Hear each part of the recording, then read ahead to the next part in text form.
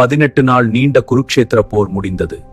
வெற்றி கிடைத்தாலும் மனங்களில் அமைதி இல்லை என்று தன் தந்தை துரோணர் போரில் வீழ்ந்த செய்தி அஸ்வத்தாமனின் உள்ளத்தை நெருப்பாக்கியது. பாண்டவர்களை நான் அழிப்பேன் என்று சபதம் எடுத்தான் அஸ்வத்தாமன். அந்த இரவு பாண்டவர் முகாமில் அனைவரும் அமைதியாக உறங்கிக் கொண்டிருந்தனர். உறங்கிக் கொண்டிருந்த பாண்டவர்களின் மகன்களை அஸ்வத்தாமன் கொன்றான். இது தர்மத்திற்கு எதிரான செயல். திரௌபதியின் இதயம் நொறுங்கியது. அர்ஜுனன் சபதம் எடுத்தான். அஸ்வத்தாமனை நான் பிடிப்பேன்.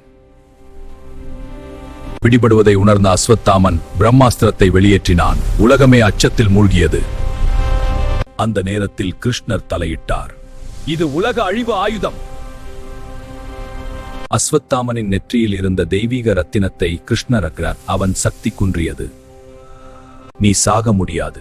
1000 ஆண்டுகள் தனியாக அலைந்து திரிவாய். இதுவே கிருஷ்ணரின் சாபம். கோபம் தர்மத்தை அழிக்கிறது. தவறான செயல் வாழ்க்கையே தண்டனையாக மாற்றிவிடும்.